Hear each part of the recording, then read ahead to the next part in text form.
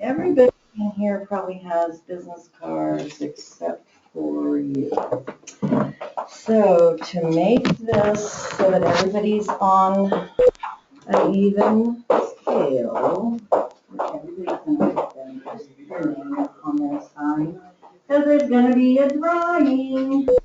If nothing else out of this class, you'll get something. You'll get a gift. I'm not going to guarantee you anything else.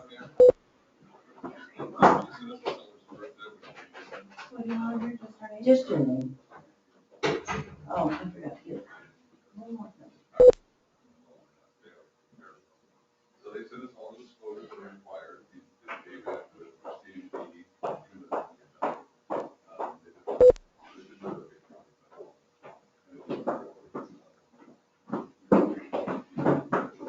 How was your weekend?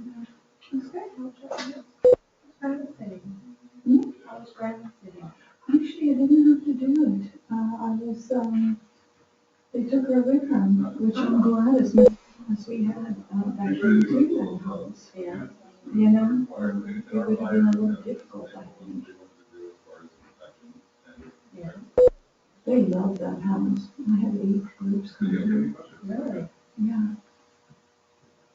You didn't get anybody else?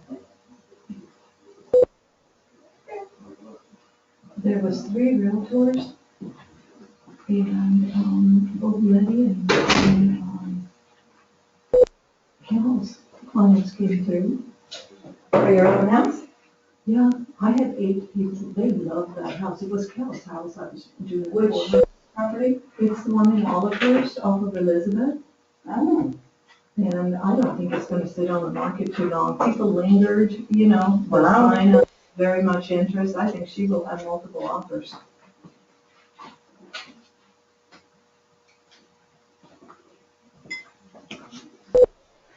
Okay. So most of you know my name is Carol Morrow. I have been a realtor now for 8 years and been with Keller Williams 7.5 of those years. Came out of my classes out at Yuba thinking, where am I going to go? I don't know. And kind of interesting because Rick came out to one of our classes and kind of gave a little spiel. But still, all I'd heard about was real estate's really a cutthroat business and oh my gosh, what have I done? My sister told me I should do this just because I'm a people person, but what have I done? And so our teacher was also a broker. So I said to him, would you be willing to take a few of us on kind of under your wing? And he said, absolutely. Well, he was from Sacramento, but he did do a lot of work up here. Well, that lasted for 6 months, and I said, okay. I did have 3 transactions during that 6 months, but I was ready to move on. It just was not working. One of the people actually left before me, came to Keller Williams, and you all know Bob Z. And he called me, he said, Carol, you got to do it. I said, okay, so I did. So here I am 7.5 years later with Keller Williams. I don't regret it one bit. You still hear horror stories from other offices, but you can also hear stories about Keller Williams agents, unfortunately. You know, we're all supposed to have the integrity to do the right thing, but it doesn't mean that that always happens. And normally, if something like that's going on, then that person, and found out about, then that person's asked to leave. And it happens. It has happened. And I've seen it in 7.5 years. So the main thing is that no matter what, we do the right thing, and what we're supposed to do is have a win-win for everyone. So with that being said, now you know a little bit about me. I'd like for everyone to go around the room and tell me your name. And if you have your license, how long you've had your license, and what were you doing before? So since you're new, Raul, Yeah. we're going to start with you. All right. Hello, everybody. My name's Raul. I started, came to the orientation about 2 weeks ago, signed up, saw the classes, and figured I'd get a head start on that. And I'm currently still working at a used car sales lot. Oh, you are, here in Yuba City? Yeah, Marysville. And so you're taking the classes to take your exam? Yeah. Very good. Well, welcome. Thank you. This is the place to be, by the way. Hey, I'm George Shaw, and actually I've had my license since 2012, but I didn't do anything with it because I was still working full-time and just didn't find the time to do it. But I started with Keller Williams in May, so I've been here a pretty short time too. And just starting to really, try to get some prospecting done, so this is going to be a good class for me. And before that, I worked for the state as a social worker, with an MSW, and as an attorney with the Office of Administrative Law. So I'm semi-retired right now. I still go down there a couple of days a week. Okay, next. All right, I'm Jillian. I've got my license for the past 9 months. Wouldn't have gotten my license if it weren't for Keller Williams. I chose the company before I chose the job. I worked in escrow and commercial loan portfolios. So you wouldn't have gotten your license if it weren't for who? Kelly, All right. because I picked the company before I picked what I was going to do. Good for you. And how did you pick Keller Williams? I was looking for a company that had integrity. Very good. Okay, I'm next. Pat, and I've also had my license for about 8 years. And Carol, I actually remember meeting you 8 years ago. Jessica. I worked with Hamburger and Bonnie Sadu at American Home Realty. I've got it set up on the other pages, I just need copies. We usually have it in the ground because for the copy charges, but I'm sorry. who needs one? Okay. Because some people have. 1, 2. Who has you have your Ignite information for today? I don't. Okay, 1, 2, 3. And And you did that one. 3, Okay. please. You want to put it on my number? And so I actually remember meeting you, but I've only been here since April. So you were with, American Home Realty with Hamburger and Bonnie Sadu. oh, I forgot that Pam and Bonnie actually is still there, isn't she? No, she's retired. Oh, okay. And Pam was there for a short time. Pam was there for a short time, then she came here. Oh, she came, that's right, she came here from there. Yeah, Okay, and actually Bonnie did too, Bonnie did too. but then I think she went back. She did. It's really hard. The only thing I can say to that, I've seen realtors in 7.5 years go from one office to another, and I realize if things aren't good, then you need to do something. And so if you can't get it resolved where you are, then you do need to consider that change. There's a lot of realtors in this town that have hopped from one office to another. I don't like that kind of change. Maybe some people are okay with that, but then going in and getting used to a whole new regime, whole new people, and those people haven't been taught what we're taught with the integrity, do what's right, and it's all about a win-win for all of us. So, yeah, well, good for you. My name is Gru. I just passed a year since I got my license. I came here in November. I guess I talked to Peter and Denise over at the old office and started here. I had gone to One Stop for a computer class, and the lady happened to ask me, what are you doing, or what have you done? And I said, well, I just got my realtor's license, and she said, well, Keller Williams just called and said they needed 20 realtors, so that's how I came to Keller Williams. I called the same day. I probably would not have been a realtor now if it wasn't for that sentence. that Keller Williams is looking for 20 realtors. I came here, talked to Peter, mainly Peter, because he does the interviews, basically. And he said the word education, and I said, yeah, I'm in. And the first 6 months, I did do 3 transactions. Very So good. now I need some more clients, and I'm working on it. And love it here. I would not change.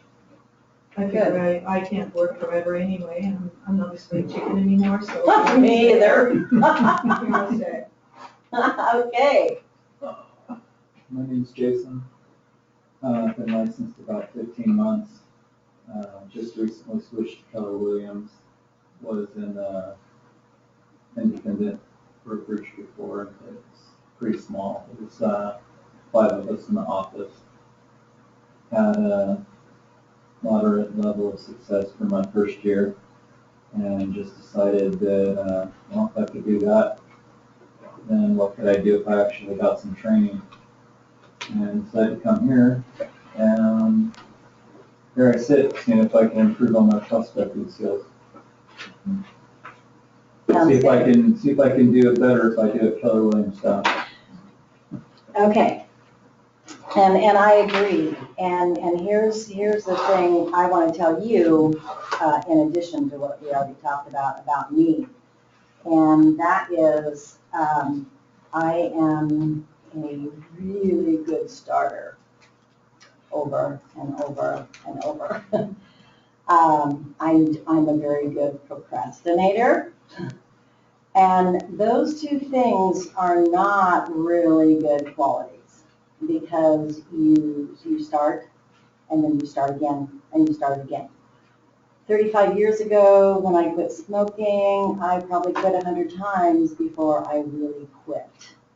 And then when I finally did quit, it's like, Carol, really? You know, how hard can it be? So I know, I can tell you from experience that starting and starting again and starting again just is not good. I'm sorry, I should have only had you made 2, because you could have used that one. Of course.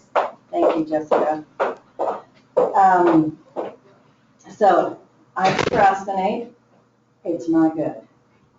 I start and I start and I start. That's not good. So I think the biggest thing, and it's like you hear things with Keller Williams over and over and over. And there's a good reason for it, because we don't always get it the first, second, and third time. Sometimes it takes the 4th time. And that's why they're talking about with Bold I've been to Bold, and it was awesome. And I will go back again, probably the one that's coming up in the spring. There is one coming up in next week or week after or something. Anyway, there is one coming up soon. But here's the thing. You're in the beginning of your business, and you don't have all this baggage that I have collected over 8 years. And I'm still sorting and working on, and oh shoot, I'm always, as April says, I'm always reactive instead of proactive. So I can tell you that right now, regardless of what you have in your database, or regardless of what else you've been doing, and maybe we'll find out that some of you are already doing what you should be doing.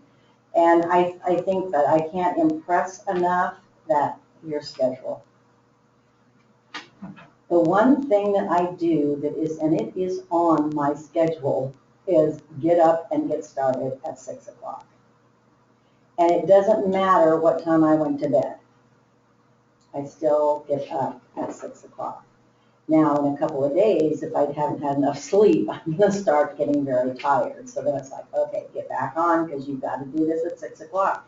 So a lot of times, I know if you guys are in here in the mornings and you don't see me, it's because I've been at my desk at home since 6.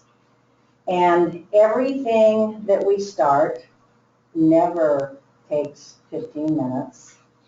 And sometimes not even an hour, it takes longer. So getting that schedule started, and I'm assuming you all have smartphones, right?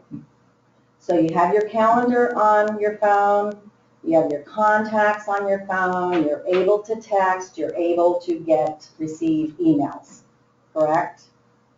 So that's a huge advantage, and think about agents years ago that, yeah, in the 90s they started having emails, but prior to that all they had was phones. So when you think about it that way, we have it way easier than they do. But usually what holds me back and probably holds a lot of other people back, I can't imagine that I'm the only one that's this way, is fear. Fear of rejection, fear of no. I was going to check in my office and I forgot to look when I got here. I know it's in there. I have, from the year that I took Bold, I took the phone book and I cut it apart just for the white pages in it. And I had to make my calls. And since I had such a fear of rejection for people I know, and I still have that fear, it is harder to ask your close friends and family for business than it is a stranger. I so believe that. So I did the cold calling. Hi, my name is Carol Morrow. I'm with Keller Williams Realty here in Yuba City. I'm taking a class and I have a homework assignment for the week. Can I just ask you one question? I had very few people hang up on me. I had a few people say, who? What are you? And then I would tell them again, you know, my assignment is just to talk to 100 people this week. So I would just like to ask, I promise I won't keep you long, I just like to ask one question. So I've got the phone book here, I've got a tablet here, and every name and number that I called is on that tablet and what happened. And I think the main thing I realized from that was what they say is when you get a no, it's like, okay, thank you very much and have a great day, and next. And so I had this rhythm going.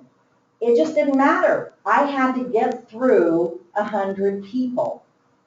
So if you guys decide to do this amongst yourselves, at least agree on what parts of the phone book you'll take, because you're going to get people really pissed.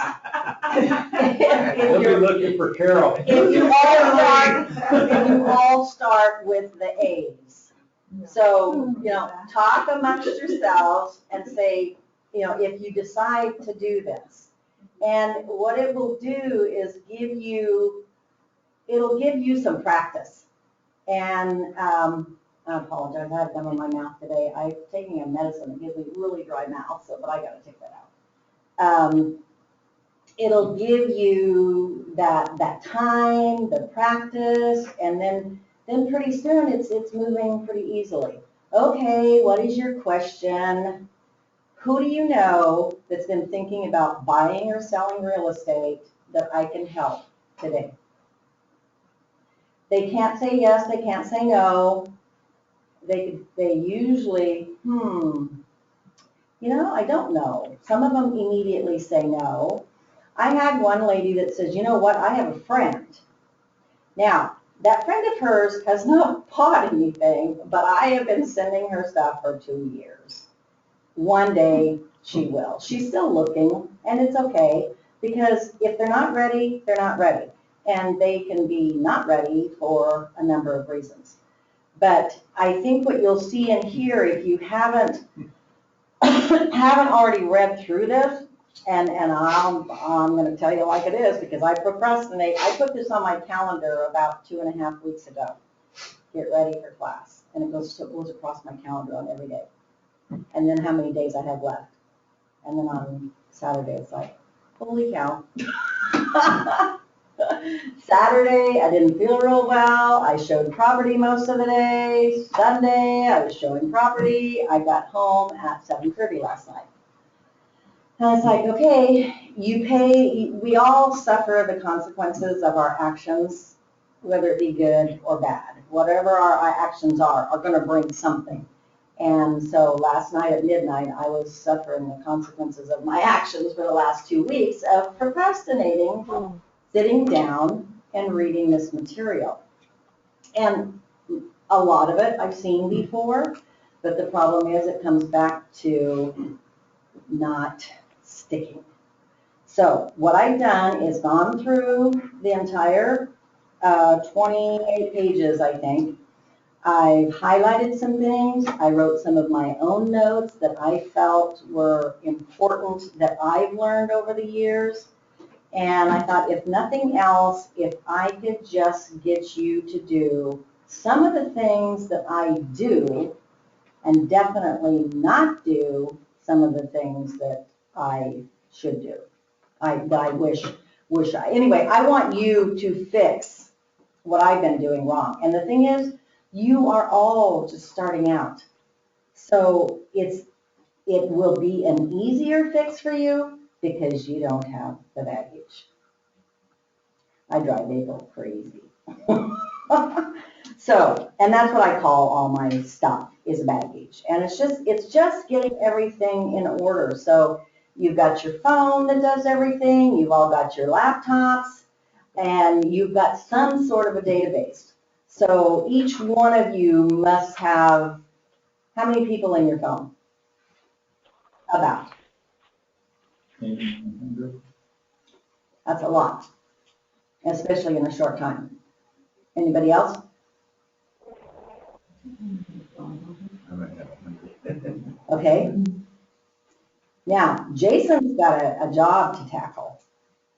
The rest of you, not such a job. I'm not a big job, but a job that's going to be easy for you to just start. And if it takes doing the phone book, then do it. And you use that script.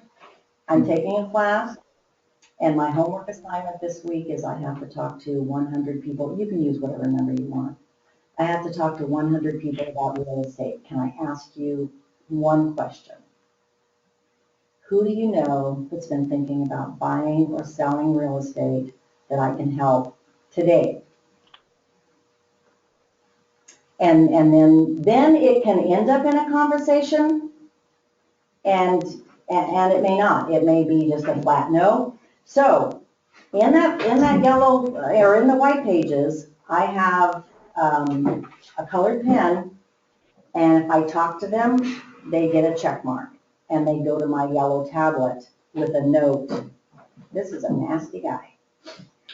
Or if I have called and got a voicemail, then I'll, you can come up with your own symbols. I would draw a circle. And then if I call a second time, I draw a line through it. And so then pretty soon, and then I have the pattern of what time I was calling and missing them. So then you have to kind of change things up. Whether I probably made 200 calls one Sunday. I started at 9 o'clock in the morning and I stopped at 7 o'clock that night. I had lunch in between. Did you find that Sunday was a good day? I did it Sunday, and then there were other days that I would leave the office and go home and do it starting at 4 in the afternoon. I have a problem with this. I also have what you call a fear of calling unknown. I did stand, when I just started, Tracy and I stood in front of Walmart asking for, who do you know, I wouldn't say that was a good place to stand, because I didn't get any business out of it, and I don't think she did either. I got a cold, but. Yeah, okay. You'll see when we get to one part of this chapter that we're going to have some ideas on what to do. But the days is what I am. And also my point was, we're in an office of 5 people. It's very hard to call in that office. Yeah, I went home. It's too noisy, and yeah. I went home, and that was my plan with myself. Just like, some plans I don't keep, but that one I kept. I was in bold, and I had to do it.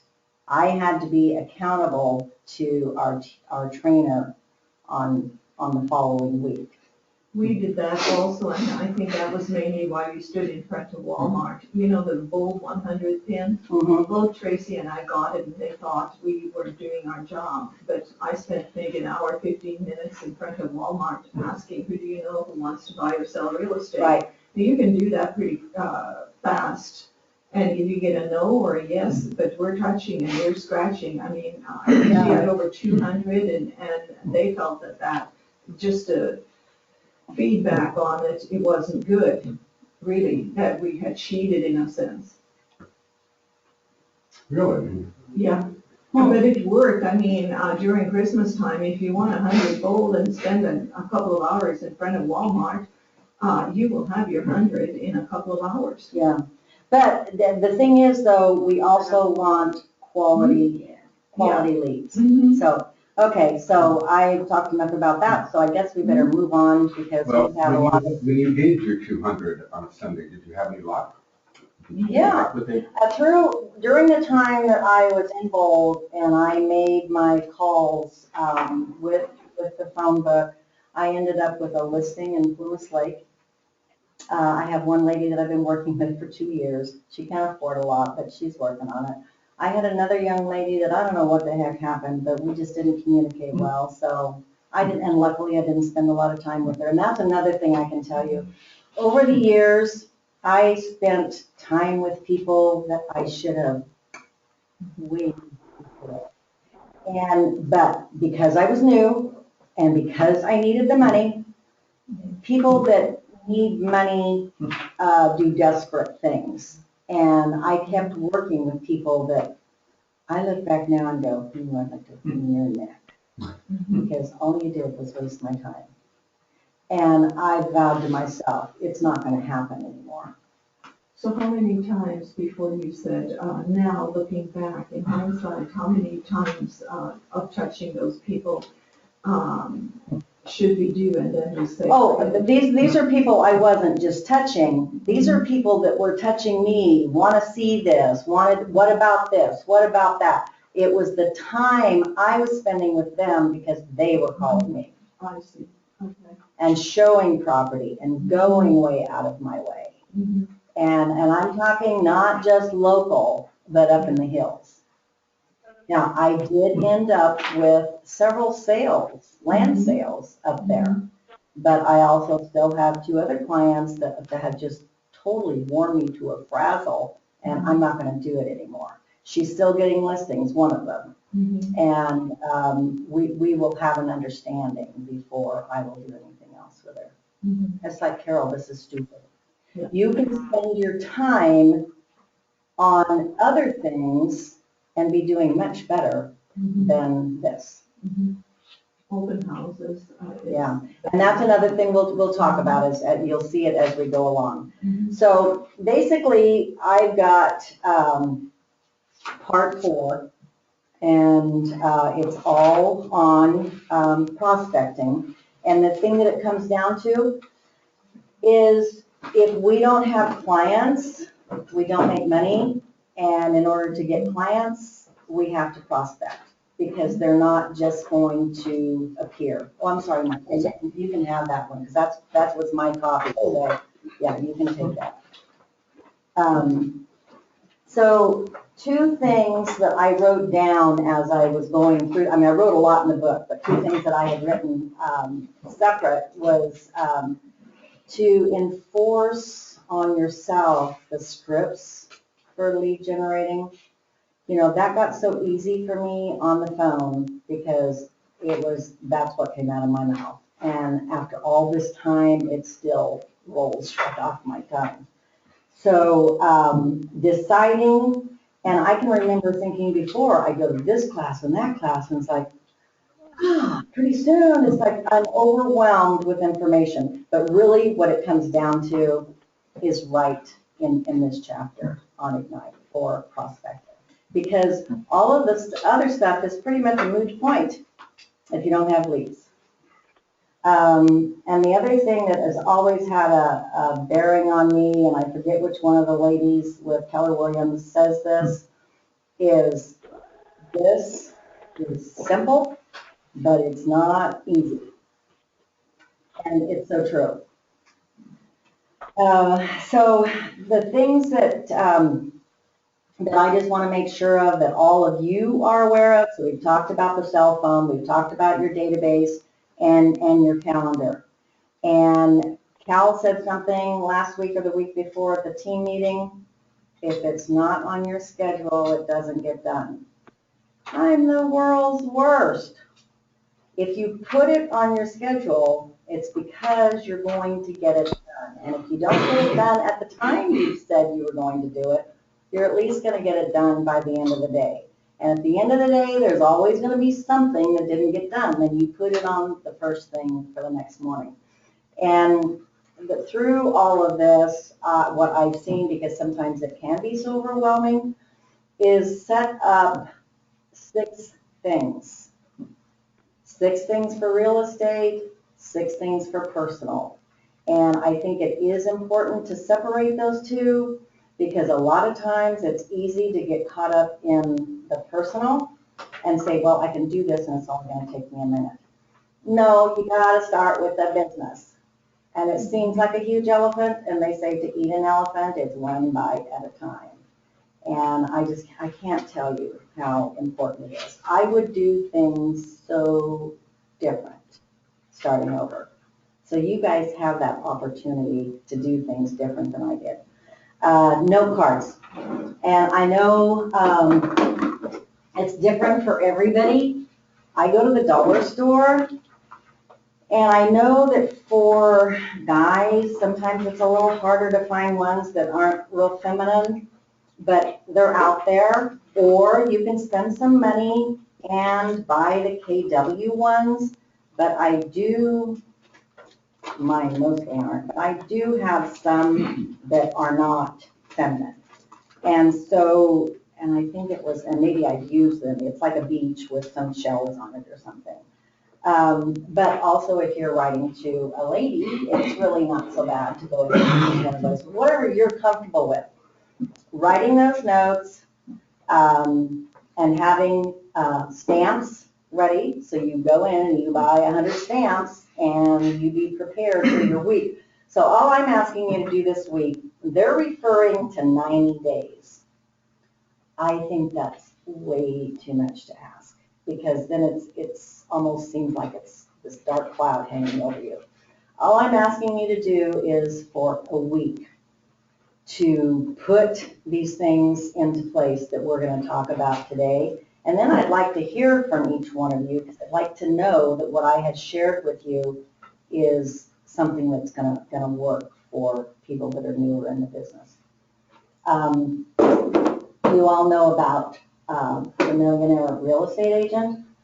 I've been through it, and I need to be through it like about 10 times, and all of us do, because basically it comes back to here. When April quotes things to me, she quotes this book more times than I can count. There's a reference in here to it. There's also a reference in the Shift book. I never really got into Shift, but I'm sure it has a ton of information in it too. I did label all my chapters. I wrote my name in it.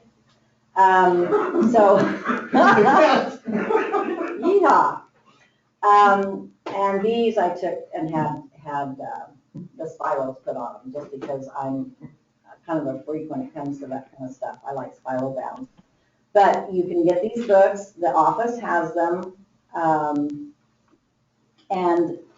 in that spare time, if you ever have any spare time, just start reading. And you don't have to read it from front to back. You can go to a chapter and focus on that chapter. And when we get to in here where they talk about those 2 books and something specific, I brought these in because I want to go to them. The other thing that is huge is daily affirmations. How many of us get up in the morning and think, holy cow, it's Monday again? So when I get in my car, I turn on, this is going to be the best day of my life. And so I'm in process of putting together a playlist that's just like that. stuff that no matter how I'm feeling, I'm going to be higher than I was. So listening to that, getting your day started out, or if you're going to lunch and you're thinking, it's been a really hard day, listen to something that's going to bring you up. And in the car one day, and I have a ton of different music on my phone, and now I can play it on my car, which is kind of cool. But if it comes to one that's like, oh, bless you, it's like, nope, skip it, keep going till I find another upbeat one. So what I decided to do is put a playlist together. That way I can have 4 or 5 songs that I can just turn on and blast. And it's amazing what music will do for you. So getting yourself in an upbeat mood before you start your work for the day, and having index cards with your affirmations. And the thing is, everybody's is going to be different. We're going to get to one in here, and we'll talk more about it then. And I do have some cards, and I'm going to ask each one of you to write down at least 3 affirmations that you know when you see those and listen to, this is going to be the best day of my life, what are those affirmations going to be that are going to bring you up? And, excuse me, and it all comes back to the big why. I know most of you in here have heard about the big why.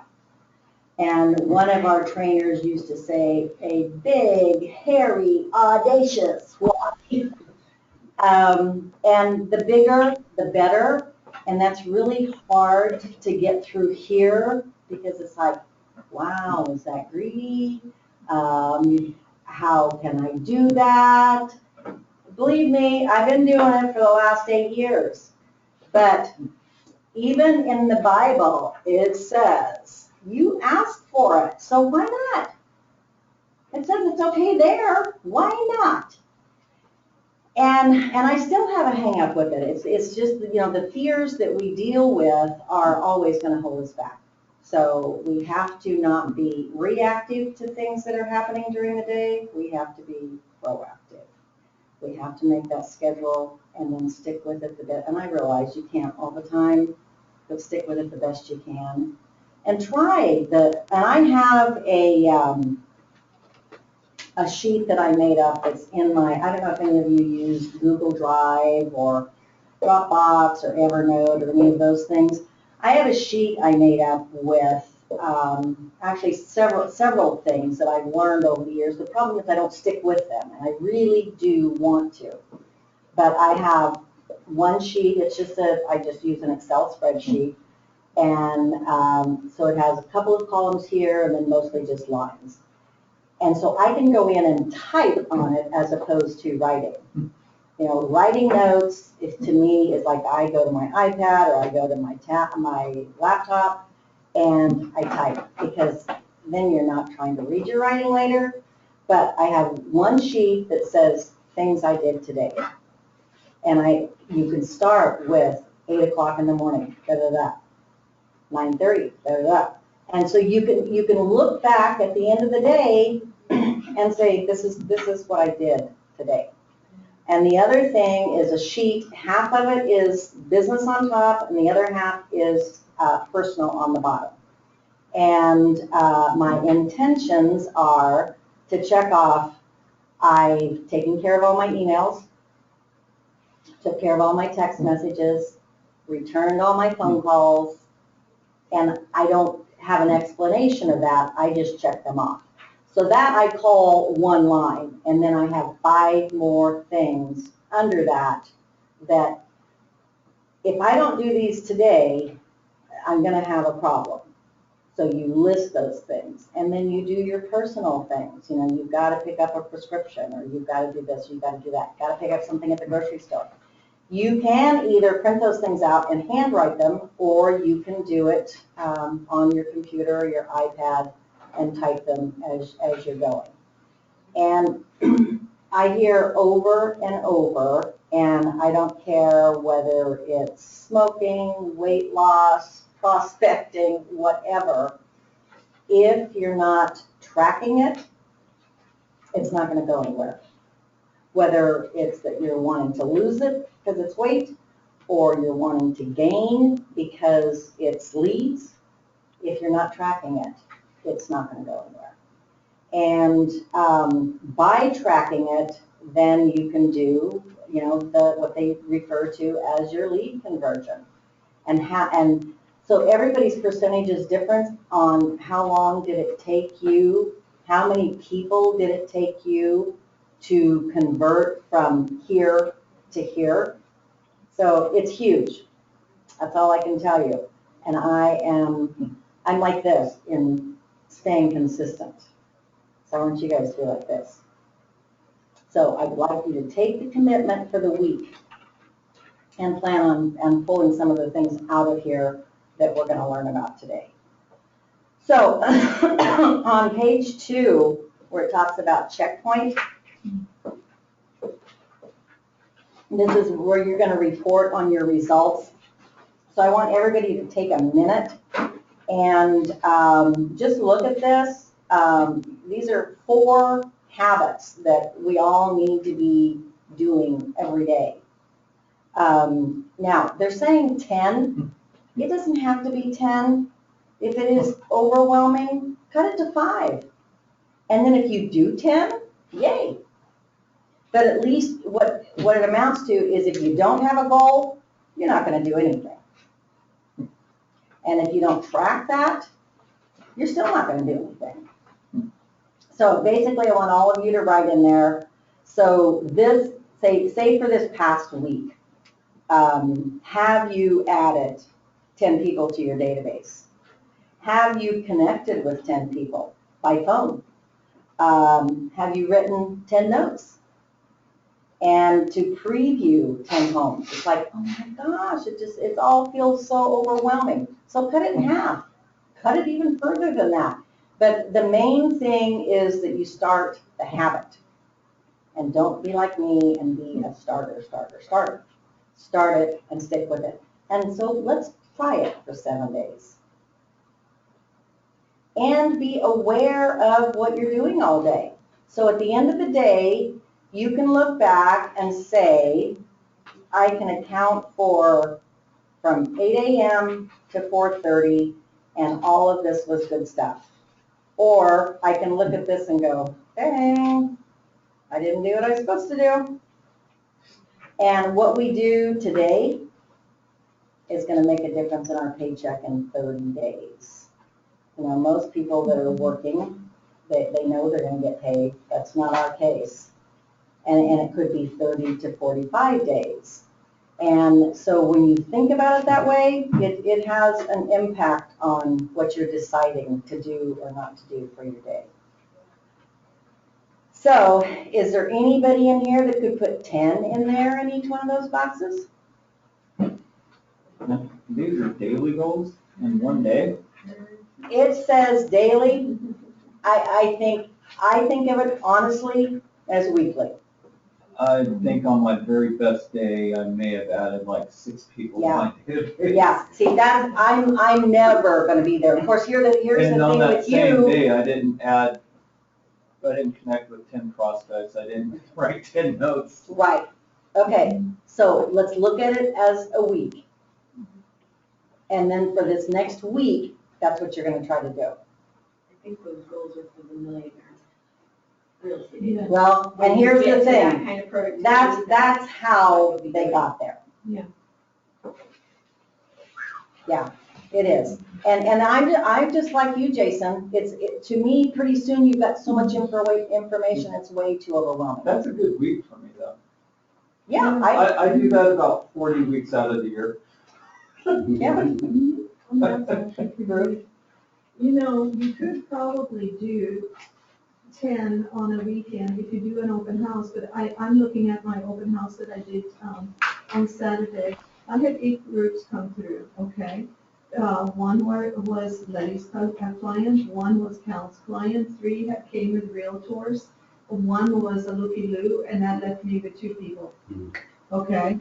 Out of those 2 people, one was an investor and the other one was a first-time home buyer, and the investor doesn't even have an email address, he has a phone number.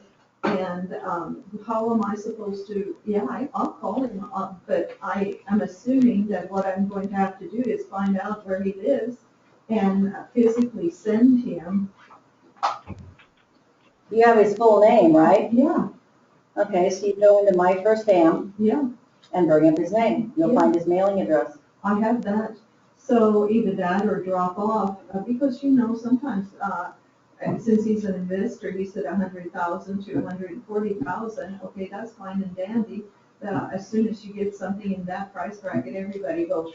Yes. So. And he has to understand that. So Yeah, what you need to do is get him set up on a drip system so that he knows everything that comes up and he has to act on it immediately. I have an investor that calls me 3 days after something's come on the market and it's already pending.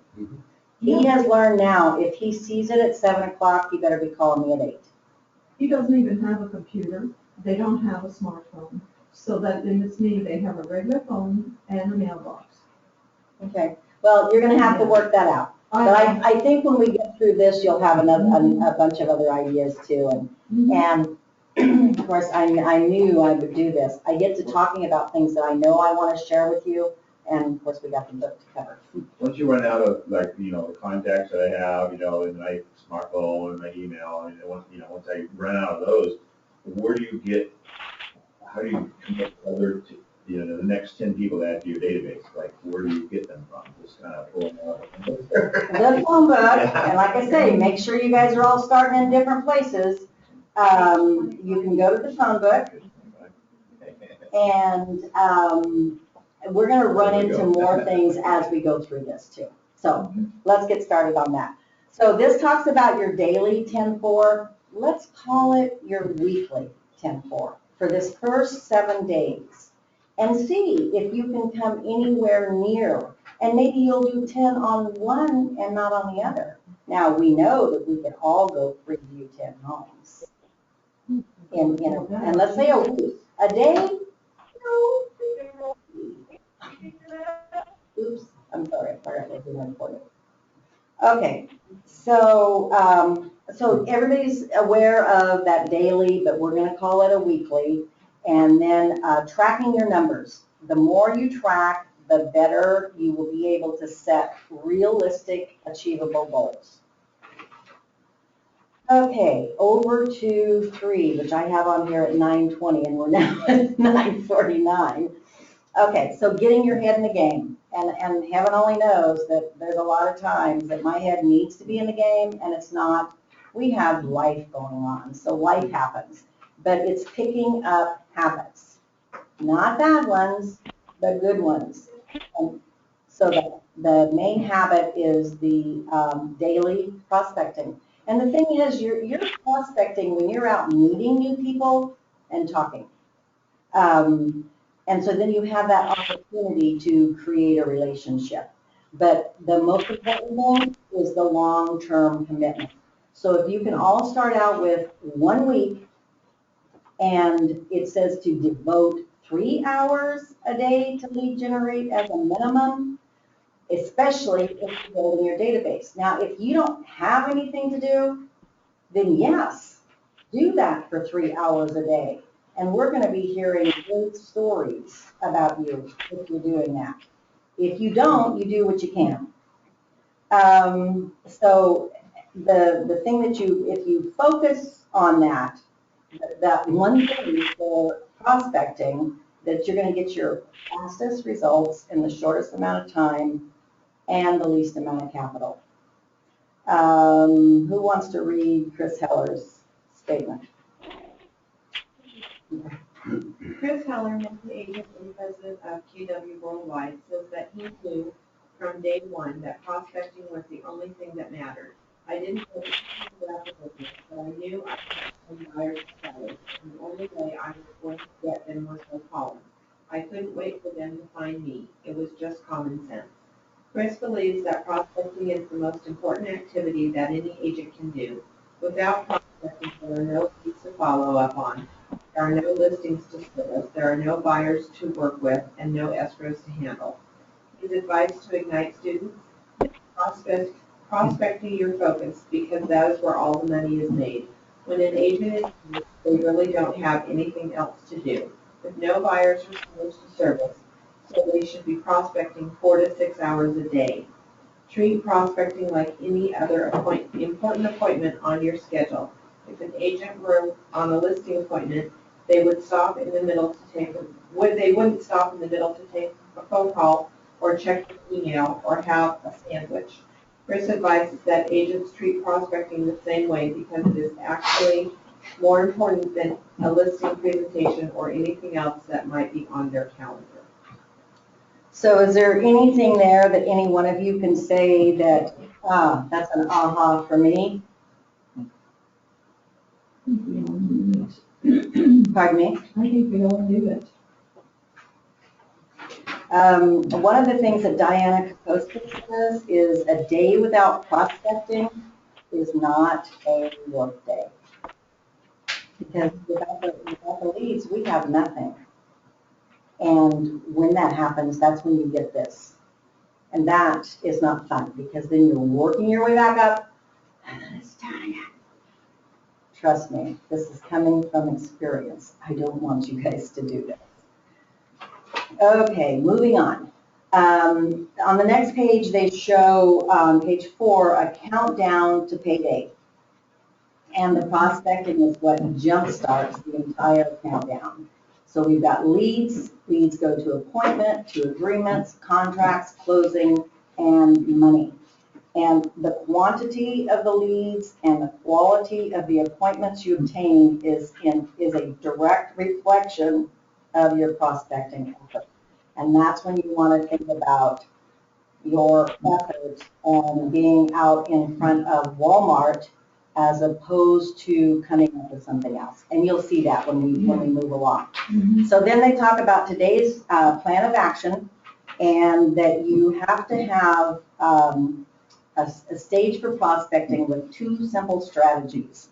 And the first is internalize. And when I say internalize, you know, when you have that big why of why we're doing what we're doing to make the money that we make, and you are internalizing that, and you want to feel that same way about capturing, connecting with them, and close to an appointment, and cultivate. And then it talks about the actions that prospect efficiently and consistently with 3 processes in your 3 hours of daily lead generation. And I think, again, if you keep that why in front of you, it will be much easier to do because it's way too easy to think about doing something else and putting off this. So the action is that you're going to prepare.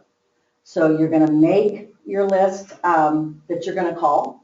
And there is a sheet in here that you can use. You could use a similar thing on an Excel sheet to practice your scripts. We're going to come up on scripts to take action, and they're talking about real play with actually, and they're wanting us in here to actually make phone calls, but because I yak so much, we're not going to be able to do that, but we're going to talk about it, and then hopefully when you leave here, you will start the first 30 minutes with making some phone calls and tracking your results. They say this over and over. Schedule your commitments and write thank you notes.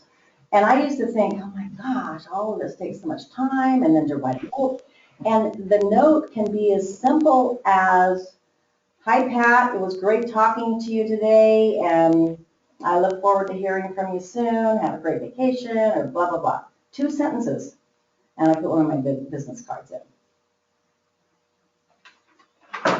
Okay, over to page 6. Again, coming back, what is your big why? If you lose track of why all of these things, why you're doing this, if you lose track, you will just keep going down, down, and down the toilet. And I know this. So the huge thing is deciding why you're doing this, what you want out of it for now and hopefully for the rest of your life. Get that on something in front of you, on a dream board or something.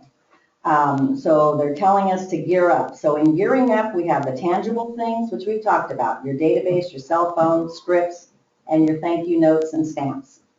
And then there's the intangible things, which is your mindset, your commitment, and the desire. They're all equally important.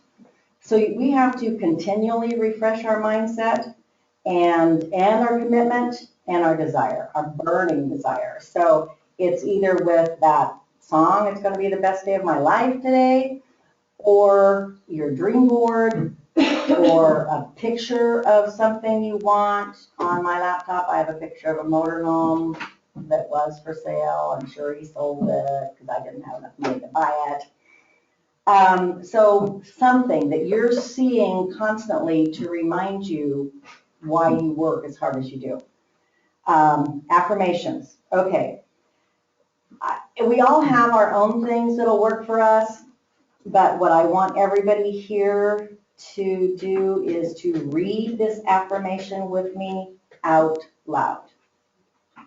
1, 2, 3, go.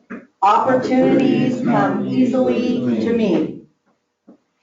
And as silly as it seems sometimes, one of our things in bold, and the people that have been there would know, we did some really felt like silly things, but in the end, it's amazing how it can make you feel. So I'm going to give each one of you an index card. I want you to write that one as the first one, and then I want you to write at least 2 others, or 3, that would be something that would get you going tomorrow morning when you get up and wonder why you're in this crazy business that we're in.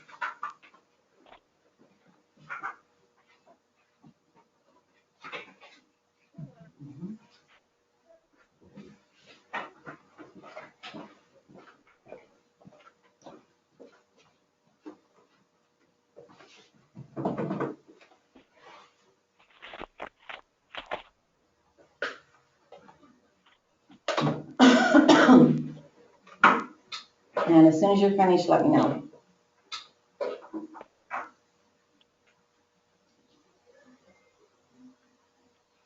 We're just writing that one, right? I want you to write the one, that's going to be your first one. Opportunities come easily to me. And then write at least 2 more for you personally that would, tomorrow morning, or yes, especially tomorrow morning, because you need to be saying it every day. Sometimes we need to say it several times a day. One of the things that they used in bold, which I always liked, I'm a money magnet. I'm a money magnet.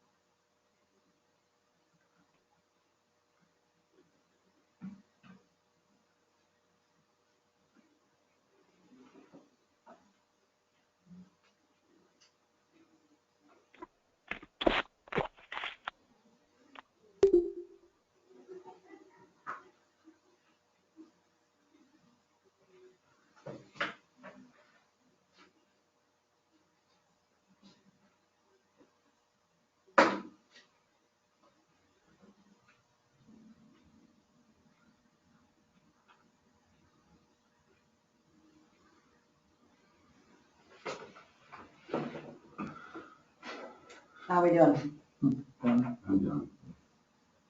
I'm stumped. What do you got, Pat? Start with the thing or I write it have down? the first one. Okay, you got the first one. How about today is going to be the best day of my life?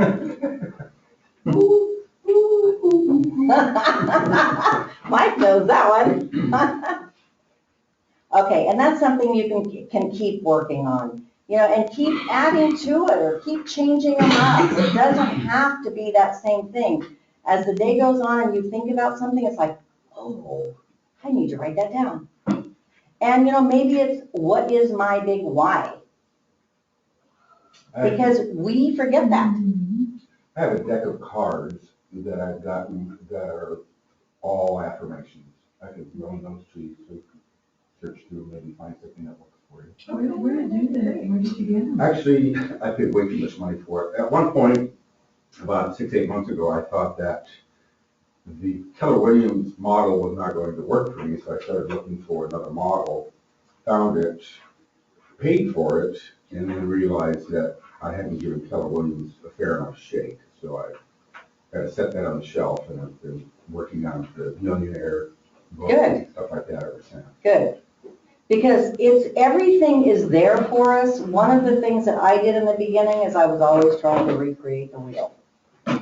And it's a huge mistake. So yeah, if you've got that to share, that would be nice. Okay, so our next page is Make It Happen. And so we're going to focus on the 4 C's of prospecting.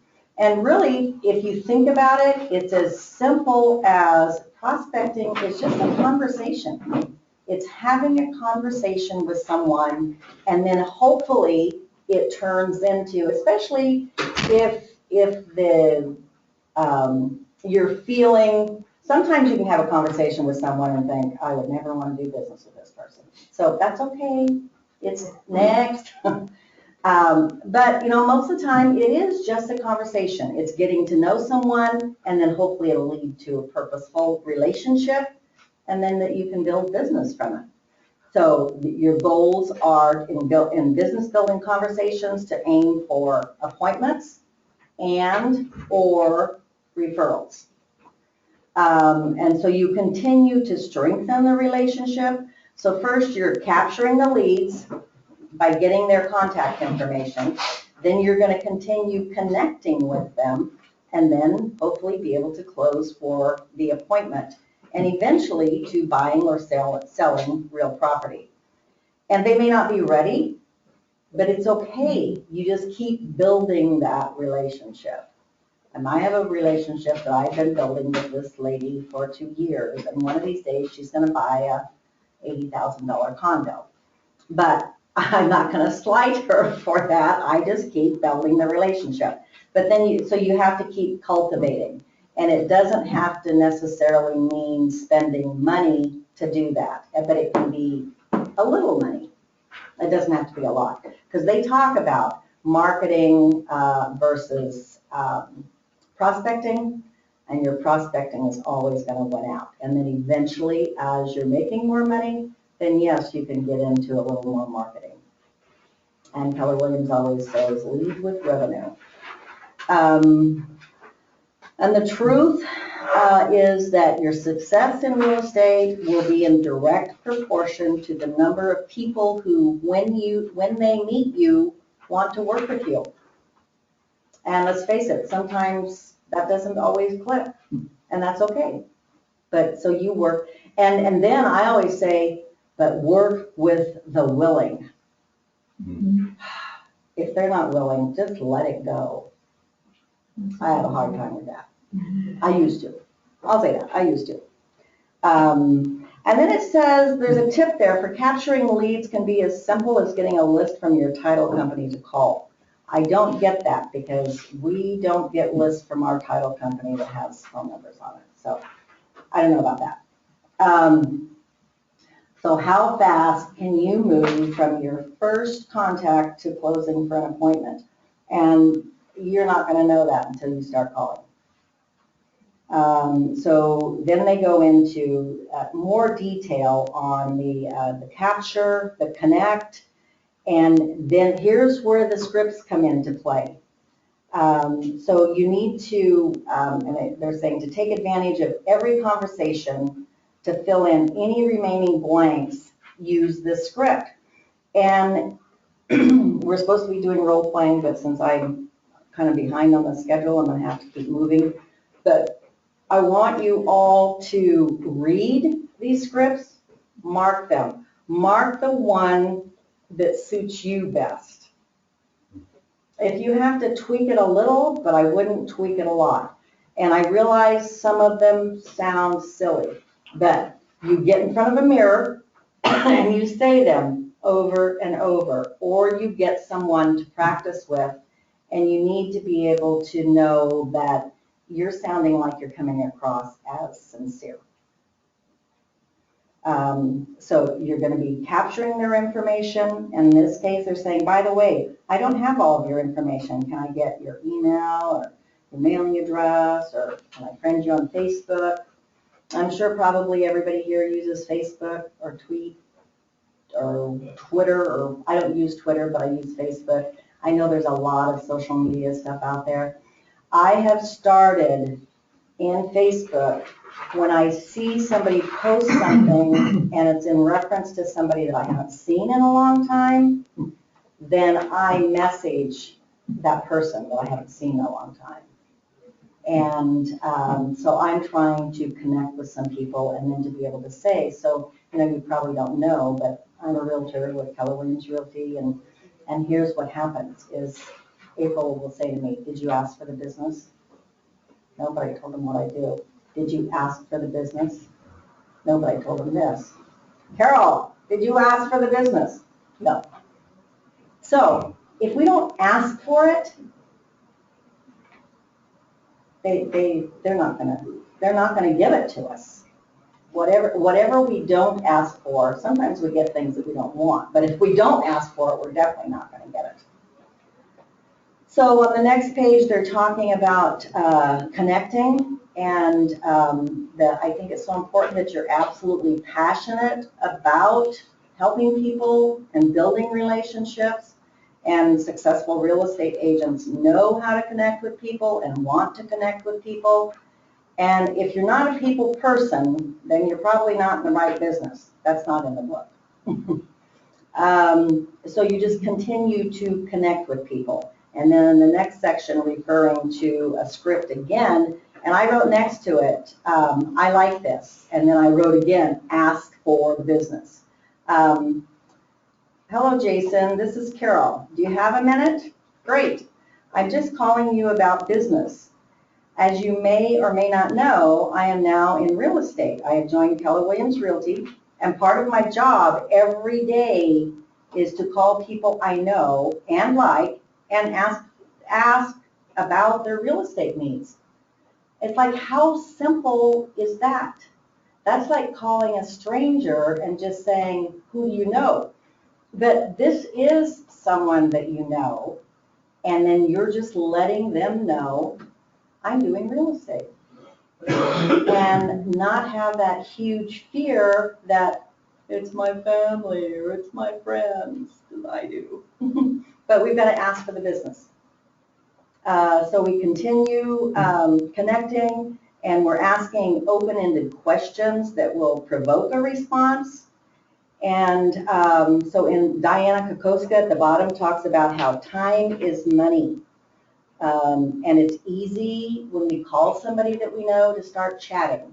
So when that happens, I'd love to catch up with you, and I'm at work right now. Can I call you back on this day and time? And can we set up a lunch date or whatever? These people that I'm connecting with on Facebook, I'm trying to get lunch dates with them, because I haven't seen them in a long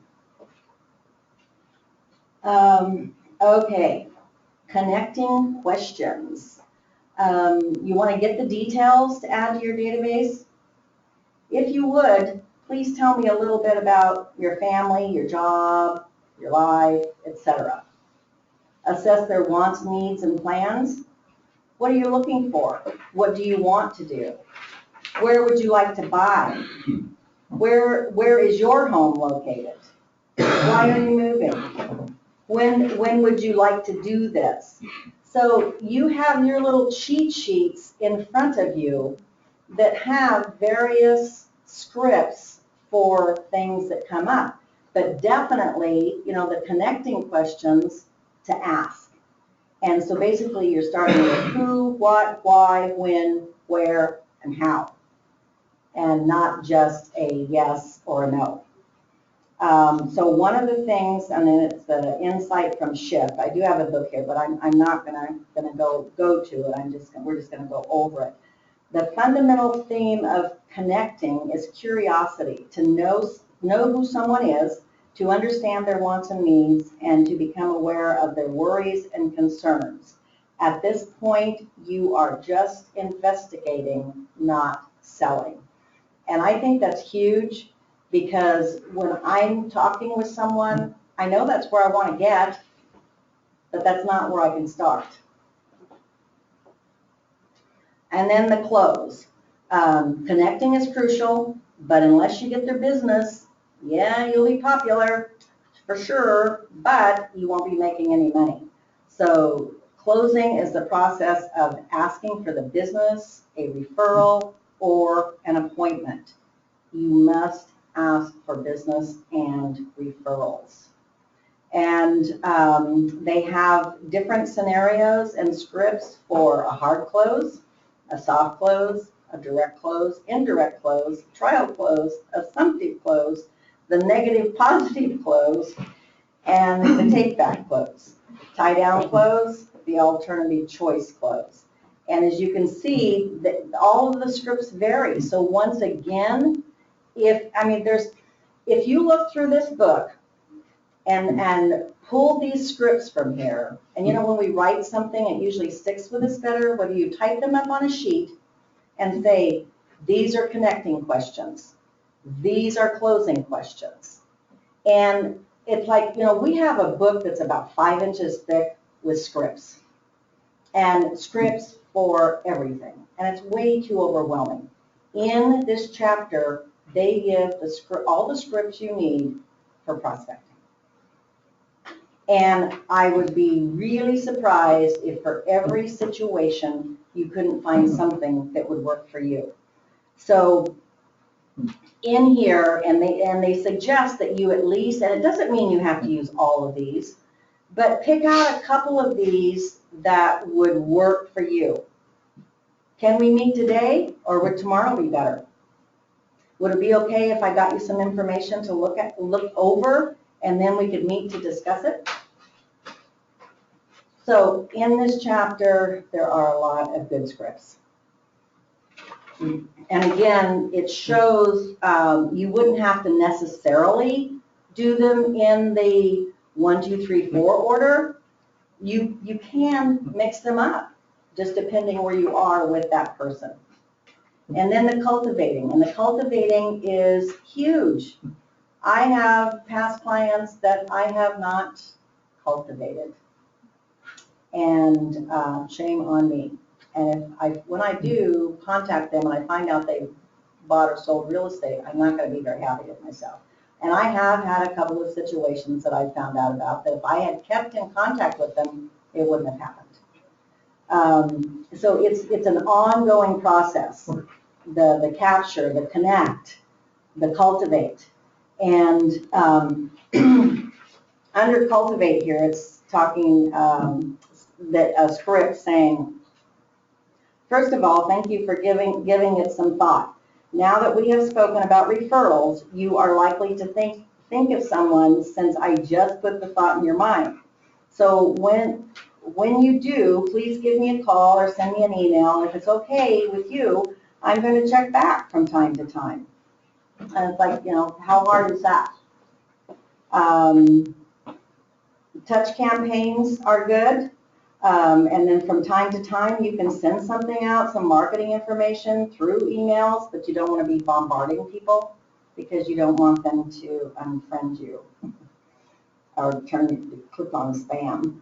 And then you end it with, thank you for taking the time, and always remember to ask for the referral. So we've got to ask for the business. And if we don't, we're not going to get it. And then ask for the referral. Who do you know that's been thinking about buying, selling, or investing in real estate? This says in the near future, I use that I can help today. And at least gets the thought out there. And then those people are on your list that you're gonna make sure that you are gonna have some kind of contact with them. And the first would be send them a card. Send them a card and thanks for your time today. It was really great talking to you. I hope we can get together soon and have lunch. And put in a business card. And I like to put in a business card that's on a magnet.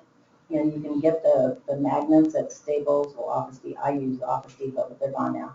You peel off the film and then you put your card on there. It takes a little time because I'm very anal about getting them perfect. And, but I always make sure that with my card in there and the envelope, everything ready to go, that it's still going to go for one stamp. And if there's a little extra room, then I'll put a card without a magnet. So, you know, business cards are cheap enough. So you've talked to them, then you send the card. The 4 C's of prospecting, and this is where it talks about the mix and match. And you can mix it up, depending, and it's going to depend on that person and where you are in the relationship. Now, in this example, they're starting actually with number 2, going to number 3, number 4, and then number 1 at the end, saying, by the way, I don't have all of your information. So again, it just depends on the setting with the person that you're talking to. And then it's going to be kind of a natural flow because you don't want it to feel rigid. Okay, I love this by Tony DeCello on the next page. Amateurs practice until they get it right. Professionals practice until they can't get it wrong. Now, I know that Rick Walsh is probably a prime example of this. Their team, they are practicing scripts all the time. Personally, it's something that I suck at. But I know it works. So, and I've always felt that because I could see this 5-inch binder and go, really? But you've got a handful of pages here, about 28. Go through and pick out the scripts that work for you. Okay, research says that you will need at least 3 hours a day of lead generation time and that you must do 3 things to be effective. Time blocking. So the formula for this is time blocking. Discipline is called the 3-3 and stands for 3 things done in 3 hours. You have to prepare, you have to take action, and you have to maintain. So then they break it down to what your preparing is. To take 30 minutes within this 3 hours, take your first 30 minutes and prepare your list to call. And again, I come back to, you can do a handwritten list, you can do a word processing list, or you can do an Excel spreadsheet. And this tells you who to call. Your Sphere, your existing leads, FSBOs. I haven't called too many FSBOs. Expireds, past clients, allied resources, just listeds, and just solds. Now, I'll tell you, I don't know what they're getting at with the just listeds because I can understand the just solds and maybe walking that neighborhood. You know it just sold, you know what it sold for, you know how many days it was on the market, you know all the price reductions. So get a flyer, walk the neighborhood. And maybe on that flyer, it needs to be, you know, would you like to know what your home value is? Would you like to find out about refinancing or purchasing, selling? You know, I know that Roxana's assistant always offers flyers to us. And I know that she's probably, you know, doing them for the open house, but she's done others for me too. I knew specifically what I wanted and asked her to do those. Talking about rehearsing scripts. And the affirmations, focus on your big why, looking at your dream board, and review your goals. And now, what we haven't talked about in here, and I think that would be the important thing with the big why and your dream board, is to have your goals. And it's really hard to know what they should be, but dream big. Make them big, and you've got this amount here, and there is a formula in one of our chapters that will tell you how to work it backwards to know what kind of business you have to do to get that dollar amount. And it will tell you how many calls you're going to have to make, and they take into consideration a certain percentage of the ones that fall through the cracks. Because let's face it, we're not all going to get every one that we call. Prep today's call list. Well, we are not going to do that because we are so going to be out of time. But something that I want you to think about is if you're having an open house group and you want to invite people to the open house, call the people you know. Let them know I'm having an open house. And then so this gives you an idea of whether it's social media. I think everybody here is pretty good about getting things onto social media, especially about open houses. But it's also saying, find the opportunities to where you can interact with someone, comment on someone's recent posts, hit the like button, update your status. And if you're seeing somebody in there that you haven't talked to in a long time, send them a message. Not on just Facebook, but send them a message and saying, oh my gosh, I haven't seen you in years and just wanted to check in and see how you and your family are doing. And then eventually it can lead to something else. So we talked about Facebook, Twitter, and other social media. Another thing from Diana Kokoska, top agents get their preparation done well in advance of their prospecting time. Once they start dialing, there is no question of who they are going to be calling and where they are going to get the phone number. Think of preparation time as the warm-up to a big game. It's what happens in the locker room. It does not happen once the game starts. And there's a number of them that will also stress to the night before, especially your 6 things. Get your 6 things laid out before you go to bed. First of all, you get into bed, I'm sure all of you have done this, and think, oh crap, I know what I didn't do. So if you have that list of personal items and business items that you know you have to take care of tomorrow, and then use that list of these are the things I did today. And then you can go back and you can look at that and know. And if you need to adjust something, you're also going to know that.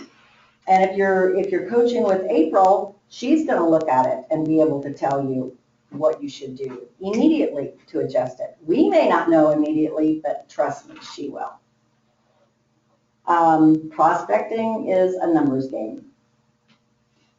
If you dial enough phone numbers and talk to enough people, you will get enough appointments. And that's a quote by Ben Kinney. I don't know how many of you were at his training last month. It was awesome.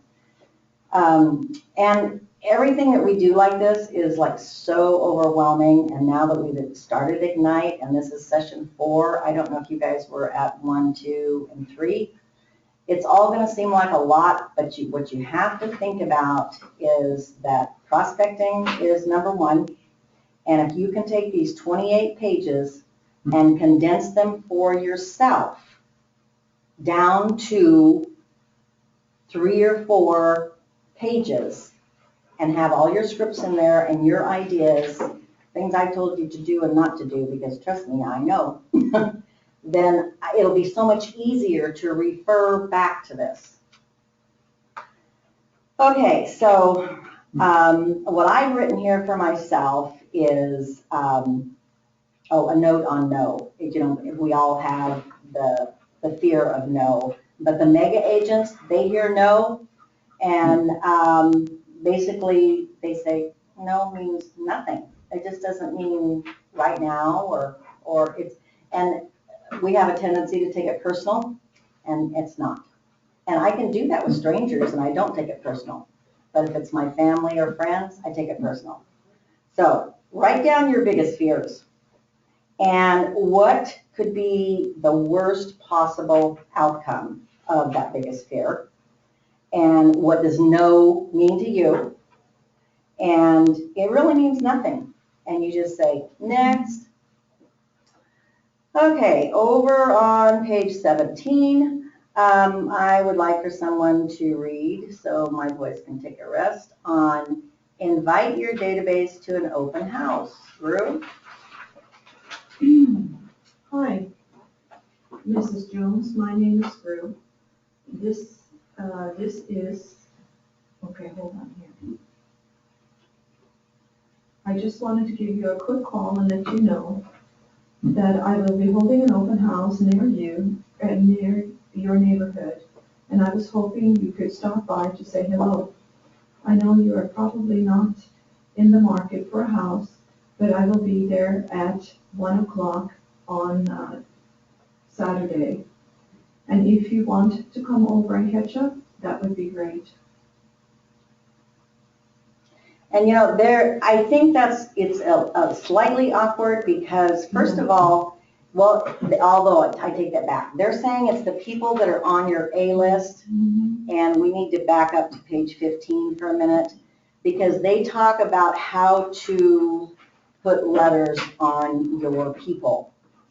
So you've got A, B, and C. So names to invite to an open house is A.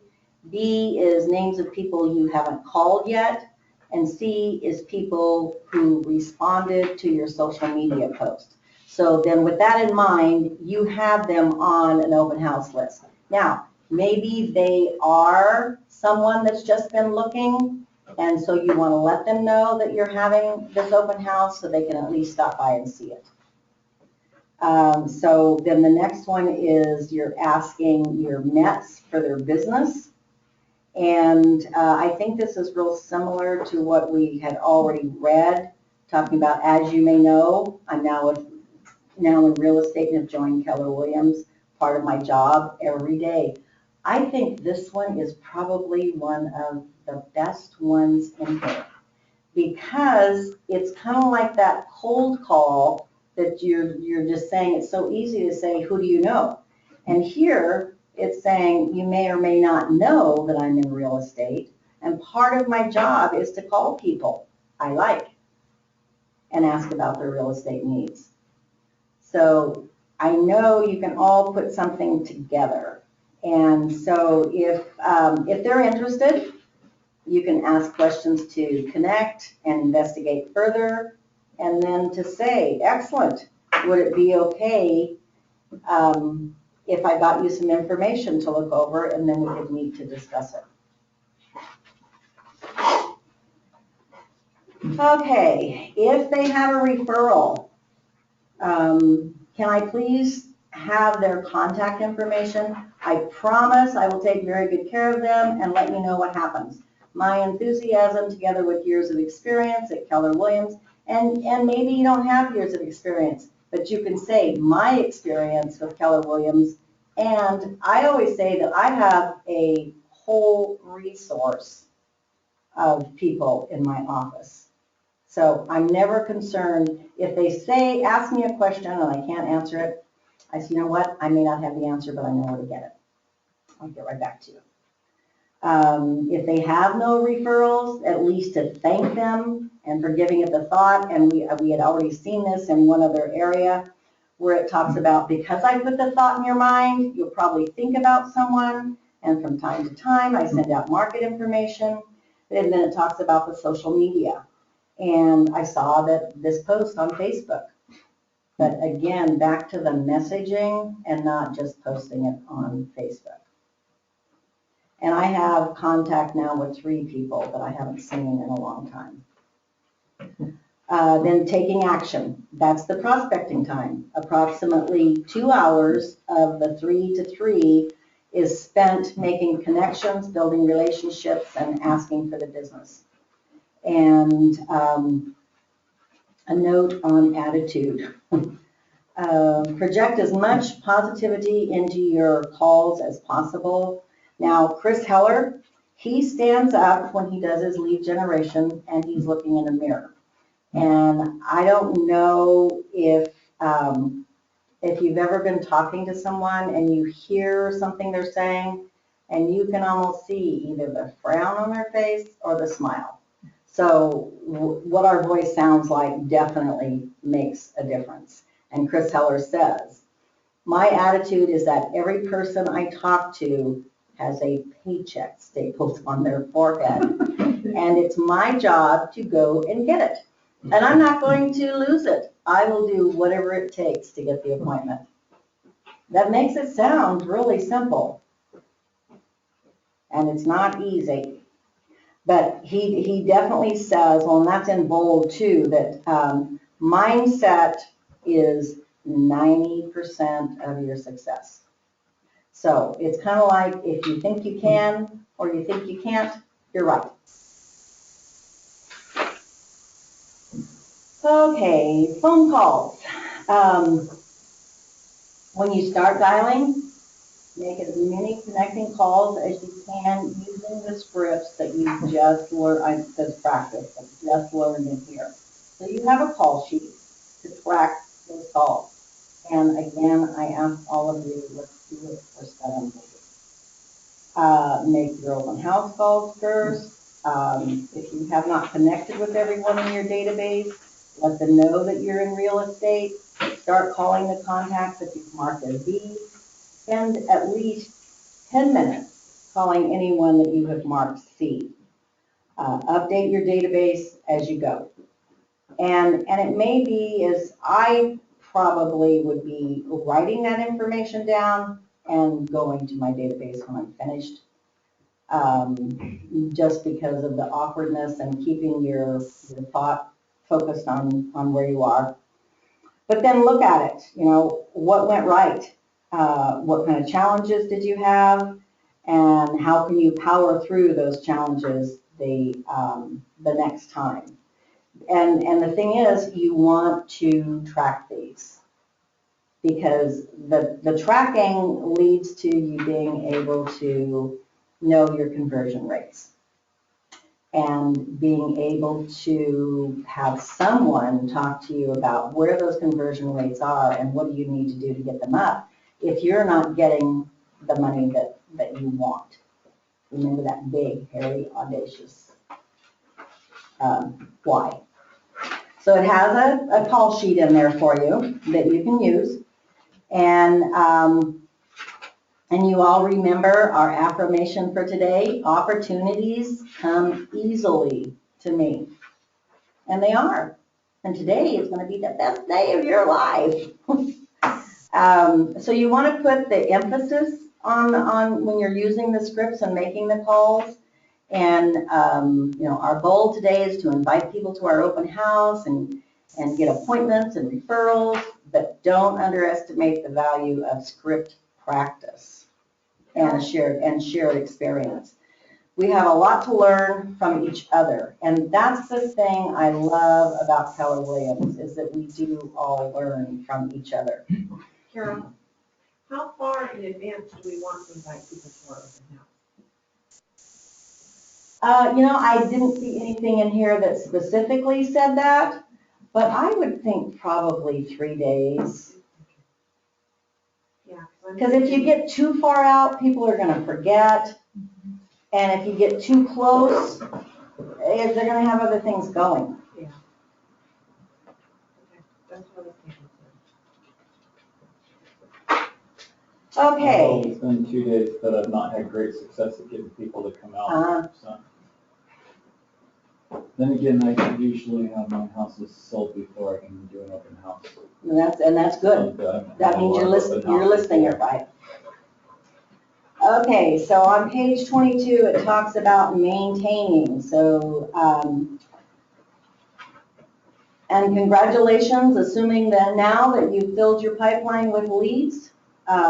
So we're looking at 6 things here that, finishing, entering the results from your database. So you want to, from your notes, update all your database, write follow-up notes. So for everything that you just did on a phone call, you're going to do a follow-up note. Get some magnets, put your business card on a magnet. Just make sure of your weight, that it's not going to be over.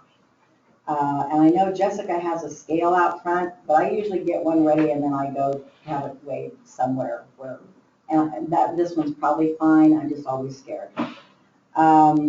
Record your work because you want to know what you've accomplished today and track your results.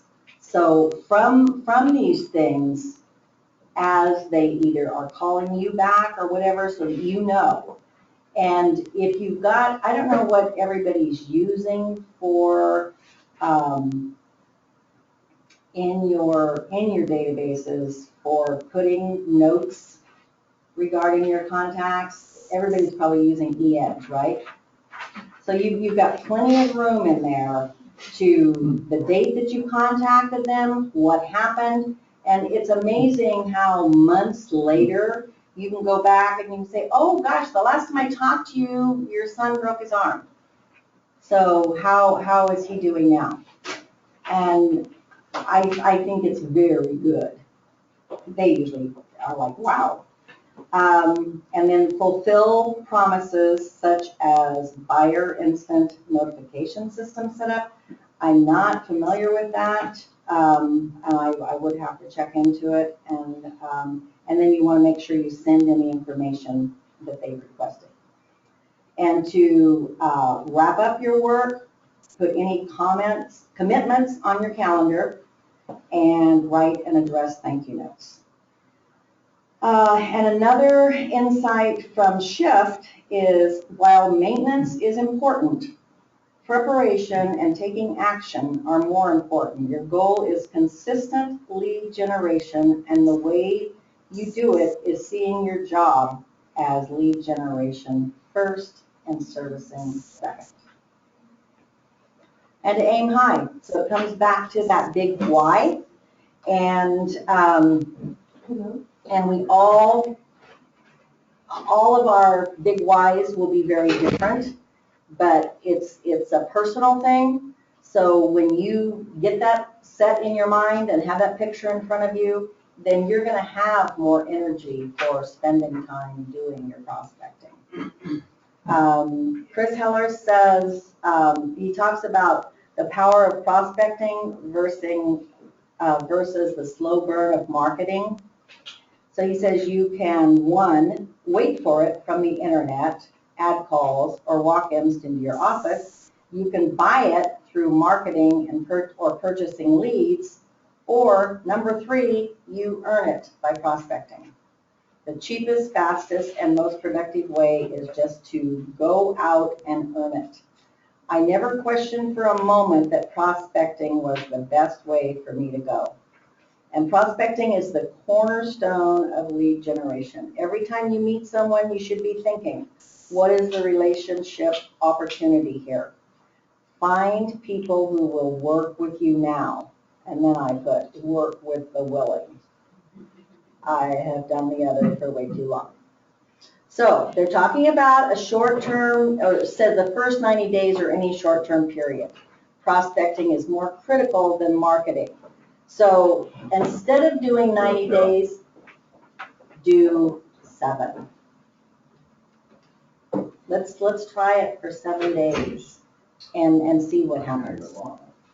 Then they talk about, and I think in your book too, on page 23 on the right-hand side on the corner, it talks about a place for further study at lead generation, 3612.3, power session number 3, marketing, the millionaire real estate agent, earn a million, stage 2, and the shift, how top real estate agents tackle tough times, tactic 4, find the motivated, lead generation. So those will be a good reference for you. And if you guys don't have those books, I'll be more than happy to loan them to you. Talking, Can I go back and just ask you a quick question? On the do not call list, are there any local you know, restrictions on that? when I was doing my cold calling, I was concerned about that. And I think I may have had, of the hundreds and hundreds of calls I made, I may have had one person that said, I'm on the do not call list. I said, I am so sorry I've interrupted your day for the inconvenience, and I hope you have a great weekend. Yeah. Mhm.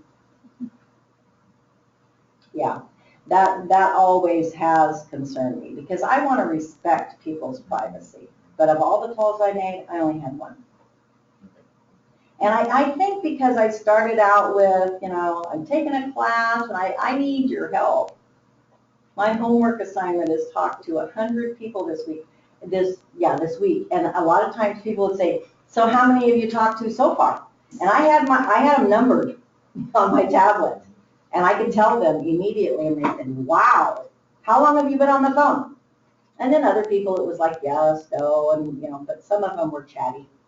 Well, and some of them, they get concerned when they don't know somebody to refer to. I don't know, I'm so sorry. I can't think of anybody. It's fine, Yeah. I just had to ask you. Well, thank you. Well, would you mind taking my number, so just in case you do? So, power of prospecting in more ways than one. So they give you the telemarketing, the face-to-face, and you think about it. We're standing in line at the grocery store. We have an opportunity to do prospecting. Don't always do it, but sometimes it can just happen. And I'm not wearing my badge right now because I need to put some glue on one place on it.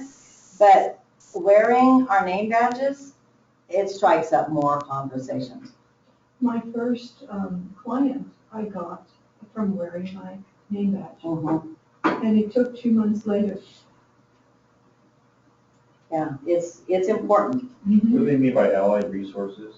Well, I'm thinking that they're talking about our vendors. Like this list here on the next page? And then on the next page are different ideas, and what they're suggesting is that you go through here and circle the types of opportunities that you've already had, and then underline the ones that you could incorporate in what you're doing. Some people like garage sales. I don't like garage sales. So, that may be one of them. So there's a ton of things listed there. I think a lot of them would probably be out of our realm, but there's some that will be. And I saw companies on here that made me think of Karen Counter. When Karen Counter came here from Bakersfield, she basically did not know anyone. And she built her business from door knocking, calling on businesses, and I had so it's all different for each one of us. I had no interest in calling on a CPA, an insurance salesperson. I don't know, it was not my bag, but she did it, and she did well at it, and she was very successful while she was here, and I know she'll be very successful in Southern California. So you make that commitment to prospecting. Faithfully time block to do your 3-3. Your business will succeed, period. That's what they say. There are opportunities around you everywhere, all day, every day.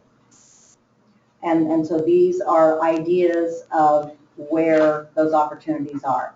Seeing places of worship. I know several realtors that they have a lot of clients from their church, and Jan Duke is one of them. So more ideas.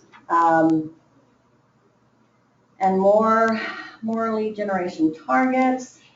3 other targets for lead generation.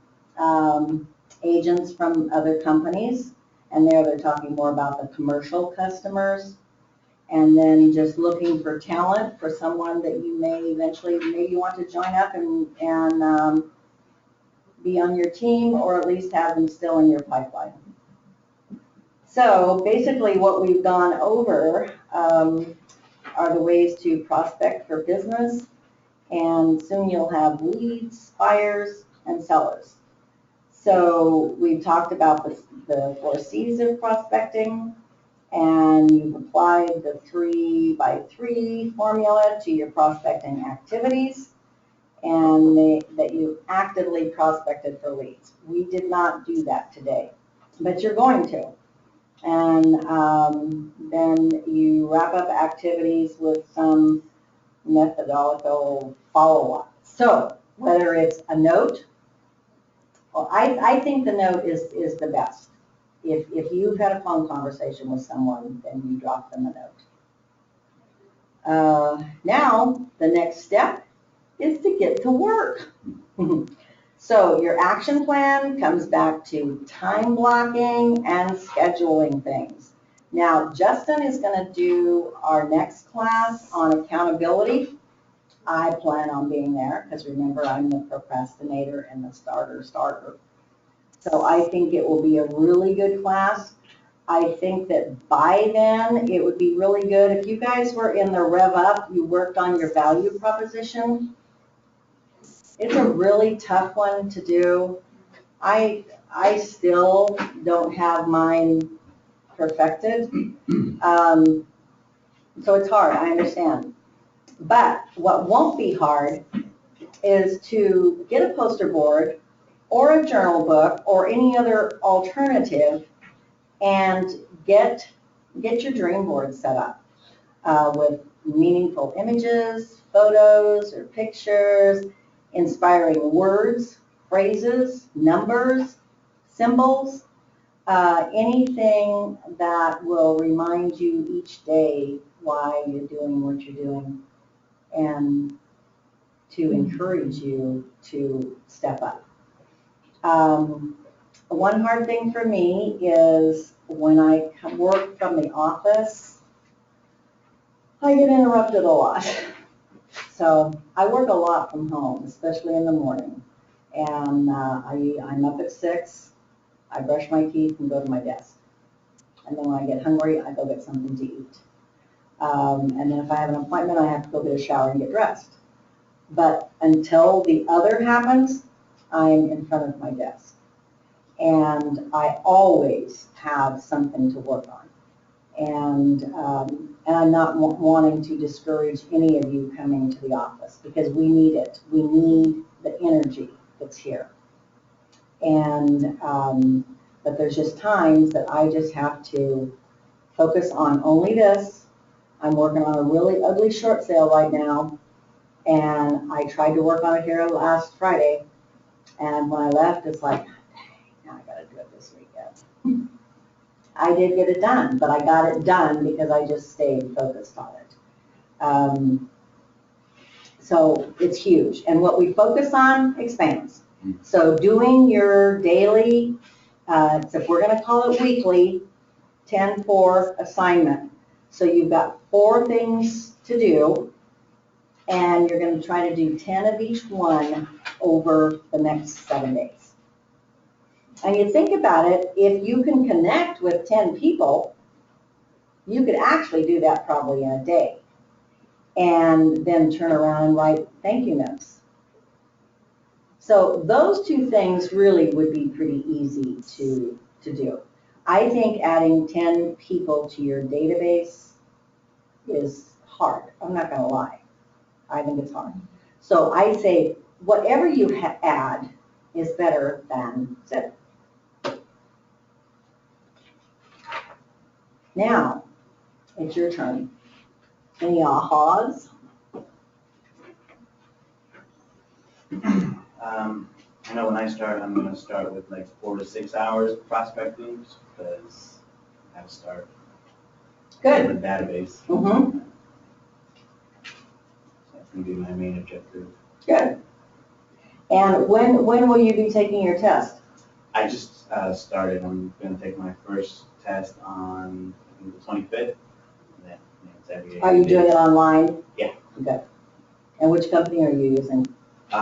The company that, License Solutions, I'm not familiar with them, but that's one that Joe recommended. and I'm sure any one of them will be fine. The main thing is that once you get through your 4 or 5 sessions, that then they work with you on studying for the final. Yeah, for me, it was, just, it's not a part-time job. I mean, I think I had kind of viewed it as a part-time job and, I'm gonna have to spend a little more time at it than what I anticipated to really make it to be successful. Right. And at least in the beginning. And the thing is, if you start off right, all of you are going to see a huge difference. Much, much better than what I did in the beginning. And Rick Walsh used to say to me, so where do you get your leads? And I said, I pray for them. He says, okay, Carol, you got to be a little more purposeful than that. So, yeah, I have been pretty fortunate in what has come to me, and I do thank God for that. Because whether he believes it or not, that's how I've been existing. But I do want more than that. And I want to retire one of these days. So, and you guys are all young enough that you've got a lot, okay. Yeah, You, You plan on okay, living so more years. most of you, Yeah. that you've got time to build a business. And the thing is, it's just what we do today. Well, I think of it this way, my kids are gone, I don't have a significant other, so what else have I got to do? Yeah, you don't have any excuses, right? No. And so is that your big aha? You don't have any excuses? Yeah. Okay, Mike, how about you? Just I've never even thought of calling businesses. So this whole list that you have here, this is the first time I think 4 has been presented in the year and a half that I've been here. And so the list of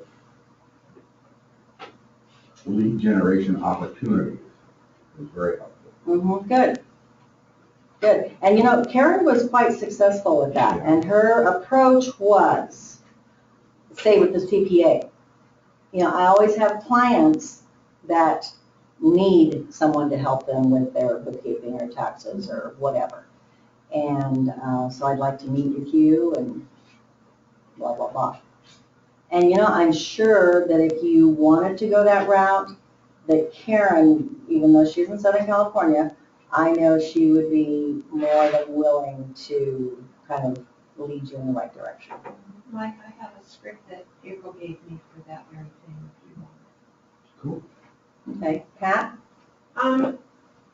Mine was just the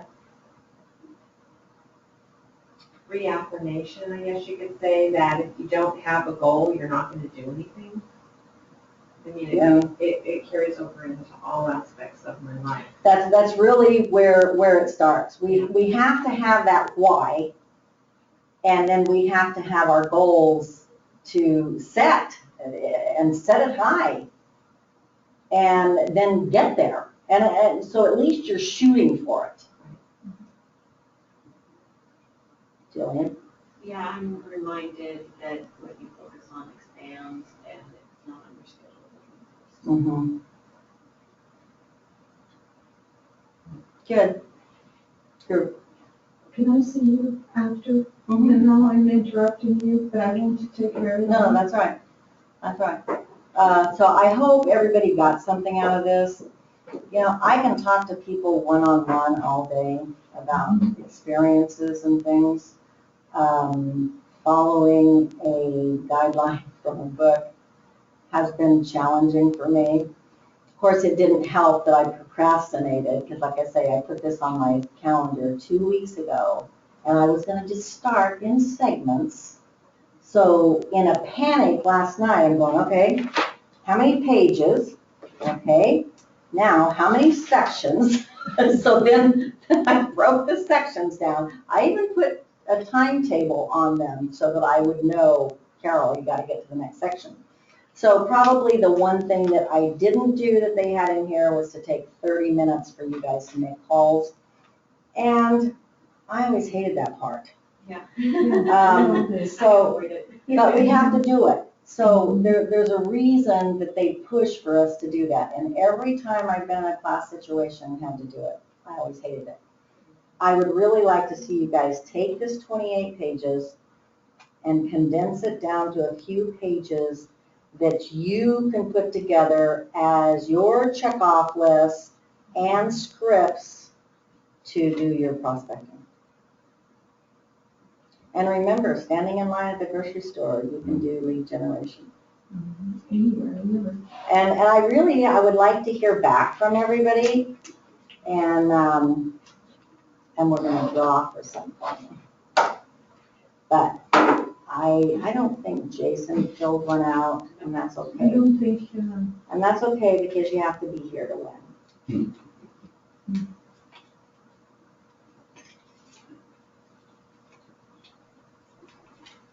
And what I'm going to give today,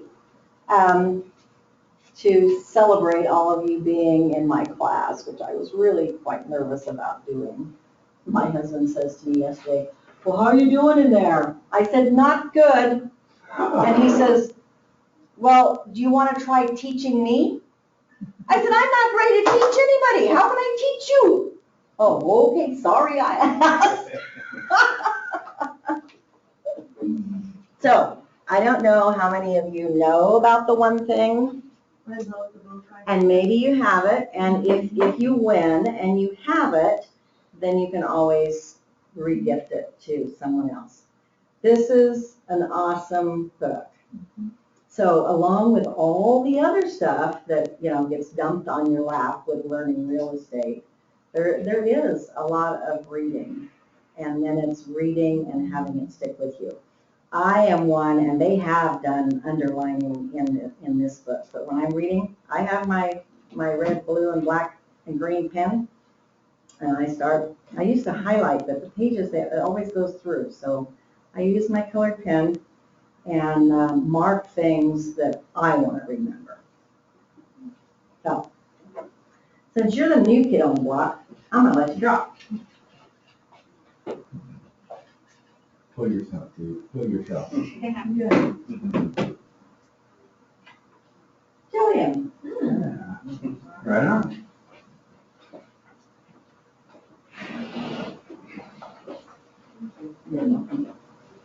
Okay, guys, well, I hope you feel like you got something out of this. And I'm happy to help anyone. But like I say, sometimes if I'm not here in the mornings, it's only because I'm at home. But a text or an email, and, if you can't reach me by phone, I'm happy to do either one of those.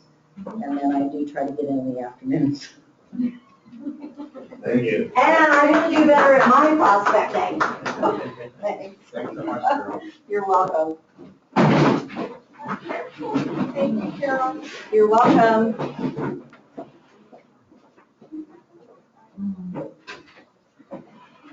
Are you going back into your Oh, office? so you want to talk? Yeah, I am. But you want to Okay, talk right here? What's up? I'll just go and Okay. dump this off. Okay, I just have to get some water. Actually, no, I can't. You asked me to go into a partnership with her. We're both in the regions. And I talked to Leanne, and she's all for it. I am kind of ambivalent about it. I mean, I know she doesn't do a lot of work anymore, and I myself am finally at the stage where I'm comfortable with myself and enough that I can go and talk to people and sound like I know what I'm doing. And I'm just kind of like, do I want to give 50% of my business or get her 50% of the business to someone else? Yeah, well, here would be my thought. So I figured I'd ask you because you have a partner. Mhm. Here would be my part. I had a partner before, Mm-hmm. and I finally had to say, I can't do this anymore. Mm-hmm. I can't keep working 100% of the time when she had a full-time job, Mm-hmm. 32 hours. Mm-hmm. And then she worked with me sometimes on weekends. Mm-hmm. So sometimes it worked, sometimes it didn't. But is there another meeting? No, big important. So I did all the work and she didn't have to check. Mm-hmm. I said, I can't do it. Mm-hmm. And she wasn't real happy, but I don't understand it. That's what I think you would be looking at. What did she guys offer you?